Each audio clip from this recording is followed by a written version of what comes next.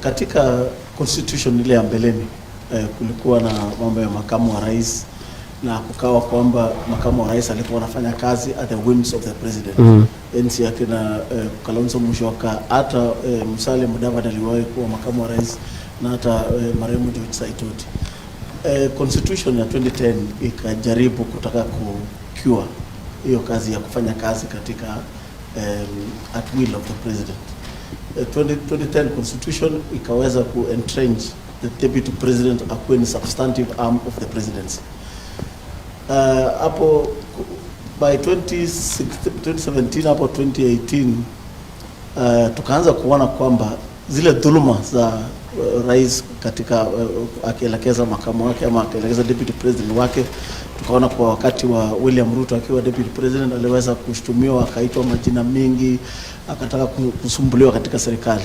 Na vile mlikutana, nakumbuka kabisa mkisema kwamba makamu wangu wa rais hataweza kupitia vitu ama maneno ama mambo yenye nilipitia mimi mwenyewe.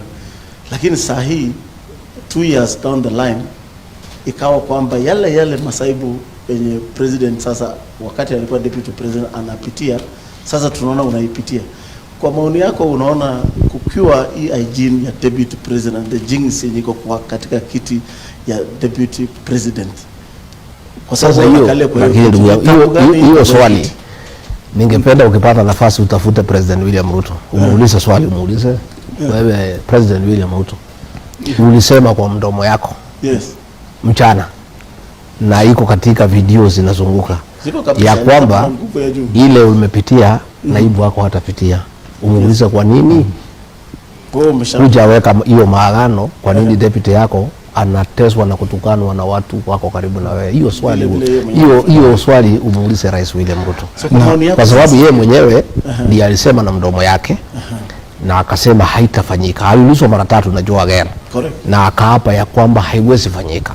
Kwa hivyo inatakiwa ukipata nafasi muulize Rais William Ruto, wewe ukiwa deputy president ulisema ya kwamba ile ulipitia hutakubali kamwe naibu wako apitie hayo. Mbona Rigathi Gachagua anapitia mabaya hata kuliko ulipitia? Hiyo swali utauliza yeye. Lakini niseme hiyo katiba ni nzuri. Ni mzuri mtu kuchaguliwa. Kama mimi ningekuwa sasa mtu ya kuteuliwa na rais, si hata hiyo wasaidizi wake wangekuwa wamenichapa makofi vile wana behave, na mimi nimechaguliwa na watu wananitukana, kuniita kubafu, kunipigia kelele, kuja hapo kwa mlango yangu kutukana watu. Kama ningekuwa mtu ya kuteuliwa, na ndio saa hii wanasema wanataka wanitoe, ndio sasa rais achukue ile mtu anataka. Sasa rais akichukua mtu anataka, si watamutesa sana, kwa sababu huyu ni rais amemtafuta ile mtu akiambiwa namna hii. Ni mzuri kuwa na deputy president ambaye amechaguliwa, kwa sababu huyu ndio atasaidia rais. Maana ya deputy president ambaye amechaguliwa atamsaidia rais kwa kumwambia ukweli. Mtu ambaye ni ya kuteuliwa hawezi mwambia rais ukweli bila kuogopa. Unajua shida moja mimi niko nayo katika hii serikali ni kuongea ukweli. Kwa sababu mimi ninasema tufanye namna hii. Nikisikiza raia, mheshimiwa rais, hii maneno tunasukuma para hii wataki, tafadhali rais tusikize wananchi. Hakuna mtu mwingine anaweza mwambia rais hiyo, ni mimi, kwa sababu mimi nimechaguliwa. Na mimi nguvu yangu imetoka kwa raia. Kwa hivyo nitamtapatia rais ushauri muhimu na wa kumsaidia kwa sababu ya taifa la Jamhuri ya Kenya. Na ndio sasa hao wabunge wanasema hatutaki huyu Rigathi, ni kichwa ngumu, anaongea sana mambo mingi nini, wacha rais atafute ile mtu anataka. Sasa yule ya kutafutwa huyu hawezi saidia rais, kwa sababu sasa ndiye amemtafuta. Yeye hana nguvu yoyote kutoka kwa wananchi. Lakini mimi nikiongea leo, nikiwa hapa naongea with confidence, kwa sababu mimi nimechaguliwa na watu and I speak for the people, because pia mimi kama rais tumechaguliwa sisi wote wawili. Kwa hivyo mimi nitasema maoni yangu vile mimi naona, sio kusema ati mimi nabishana na rais. Hapana.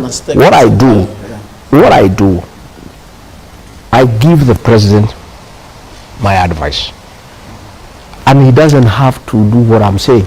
How often do you advise the president? we have worked very well on many issues, and many times the president has made a certain decision, na mimi I have a different view. I go to him, I sit him down, I tell him, Mr. President, ulisema tufanye namna hii, mimi nikiona nikisikisa, I think we can do it this way. We talk about it. Sometimes anakubaliana na mimi, sometimes ananiconvince that what he said is the right thing, and I get convinced, I agree with him 100% na tunaendelea. Yes. Sometimes he convinces me, I am not persuaded, but because he is a boss, tunasema okay, rais tuendelee, lakini ananipatia opportunity kumweleza my view, but the final word is his, because he is a president. He is one who enjoys the mandate from the people of Kenya as president. Mimi ni principal assistant wake. Swali langu, Your Excellency, inaambatana na jambo hilo. Hapo awali umesema ulichaguliwa tikiti moja na President William Ruto. Some people, supporters wa president, wanasema hata kama angechagua another running mate mwenye sio Rigathi Gachagua, still angewin the presidency, juu wanasema ati alikuwa ameconsolidate his votes in the mountain region. Unajua, that is hypothesis. Ndio anichague, there was a reason. And one of the reasons alinichagua, he wanted to win the election and he won. Which means I made a contribution. I don't think he just picked me just like that. He picked me for a good reason. He picked me because he saw some value in me in consolidating the vote in his favor, and I did it successfully. And the region where I come from, yes, I got 87%. And I was fighting against a sitting president and an entire system, and I delivered. For people to say that probably he didn't need me, well, that's a moot point, and I don't know. You know, it's not anything we can experiment, because yes, we cannot go back to that situation. But what I know is that whatever he wanted to achieve by picking me, he achieved. I delivered all the seats, the votes, and the people of where I come from were happy with that choice, and they went along with him.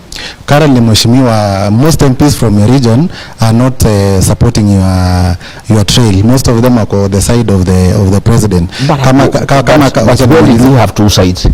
Since leaning, tulikuwa tiko side ya rais. But clearly, Your Excellency, there are two sides in this, Mheshimiwa. It's very clear.